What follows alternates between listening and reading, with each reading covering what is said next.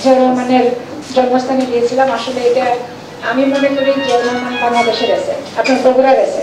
এখানে শত শত কোটি টাকা, এখানে ঘুষ বলে না, এনারা বলে কমিশন। যার কোনো কাগজের সমস্যা নেই তার 10%, যার কাগজের সমস্যা তার 10 থেকে 40%। আমি কখনো মনে করি না রাষ্ট্র আমাকে কি দিল, আমি রাষ্ট্রকে কি দিতে পারছি সেটাই চিন্তা করা উচিত, যেটি শহীদ প্রেসিডেন্ট জিয়াউর রহমান চিন্তা করেছিলেন। বগুড়াতে একটা প্রাচীন জেলা শহর, এখানে কোনো বিশ্ববিদ্যালয় স্থাপন করা হয়। প্রচন্ড ধরনের আমরা বৈষম্যের শিকার। জিয়াউর রহমানের জন্মস্থানে গিয়েছিলাম। আসলে এটা আমি মনে করি জিয়াউর রহমান বাংলাদেশের আছে, আপনার বগুড়ার আছে। আমি বগুড়ার মতো জায়গায় চাকরি করতে এসে ওনার বাড়ি পরিদর্শনে যাব না, এটা হতে পারে না। আর এটা আমি আসলে পলিটিক্যাল দৃষ্টিভঙ্গি থেকে না, এটা ওনার তো আমার দেশ গঠনের জন্য, বাংলাদেশ গঠনের জন্য ওনার অনেক অবদান আছে।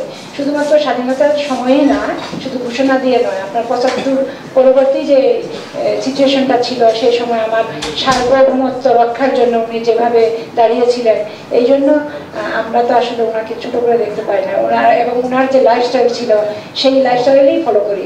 আপনি খোঁজ নিয়ে দেখবেন আমাদের ফ্যামিলি। আমি মনে করি যে আমাদের তো আসলে বিলাসিতা করার বা আমি ওইভাবে জীবনযাপন করার প্রয়োজন নেই।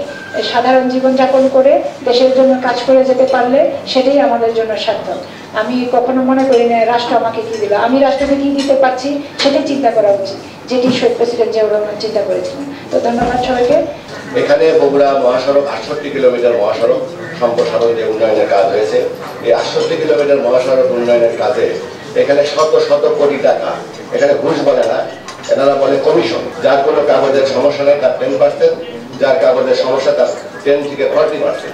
এবং সমস্যা সৃষ্টি তারাই করে, এখানকার লোকজন আপনার ওই একটা আপত্তি দাখিল করে, এখানকার যারা কর্মচারী আছে বা প্রকারের মাধ্যমে আপত্তি দাখিল করে তাকে ঝুলাই রেখে এমন অভিযোগ আছে 5 বছরও টাকাও দিতে পারেনি, কমিশন দিবে না, টাকাও দিতে পারেনি। নদী খননের যে 47 কোটি টাকার প্রকল্প বর্তমানে থেমে গেল কেন, এটা যদি আপনি একটু দেখতেন। এটি পুরোপুরি থেমে গেছে। এখানে এডিসি জেনারেল মহোদয় আছেন, দীর্ঘদিন এখানে আছেন, জানেন বিষয়টি। পুরো শহরে আপনি দেখবেন নকল ওষুধের মার্কেট তৈরি হয়েছে। এই মার্কেটে ভ্রাম্যমাণ আদালত কয়েকবার গিয়েছে, অভিযান যখন শুরু হয় তখন পুরো মার্কেট বন্ধ হয়ে যায়।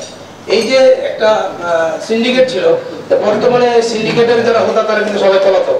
সেই কারণে আমার মনে হয় এখন যদি একটা অভিযান শুরু করা যায় তাহলে হয়তো এখান থেকে বগুড়াবাসী সহ উত্তরাঞ্চলের মানুষেরা পরিত্রাণ পাবে। এই নকল ওষুধ বগুড়া থেকে সারা বাংলাদেশের বিভিন্ন প্রান্তে নকল ওষুধ কিন্তু বগুড়া থেকে পাইকারি ভাবে যায়। এমনও বাংলাদেশের এমনও জেলা শহর আছে যেগুলো তো আপনার একটা মানসম্মত কোনো ডিগ্রি কলেজ নাই, সেখানে বিশ্ববিদ্যালয় স্থাপন করা হয়েছে। কিন্তু বগুড়াতে একটা প্রাচীন জেলা শহর, এখানে কোনো বিশ্ববিদ্যালয় স্থাপন করা হয়। প্রচন্ড ধরনের আমরা বৈষম্যের শিকার। আপনার থাকা অবস্থায় এখন অন্তত পক্ষে যেন ভিসি নিয়োগ করা হয়, এখানে ভিসি নিয়োগ করে যেন পাঠদান কর্মসূচি। আপনারা অবগতির জন্য জানাচ্ছি যে মাত্র 2003 সালে আপনার নওগাঁ বিজ্ঞান ও প্রযুক্তি বিশ্ববিদ্যালয় আইন পাশ করা হয়েছে, সেখানে তারপর ভিসি নিয়োগ করা হয়ে গেছে নওগাঁতে। আর আমরা বগুড়া সে 2097 সালে আইন পাশ করার জন্য আমরা ভিসি নিয়োগ তো দূরের কথা, আমরা কিন্তু এই পেলাম।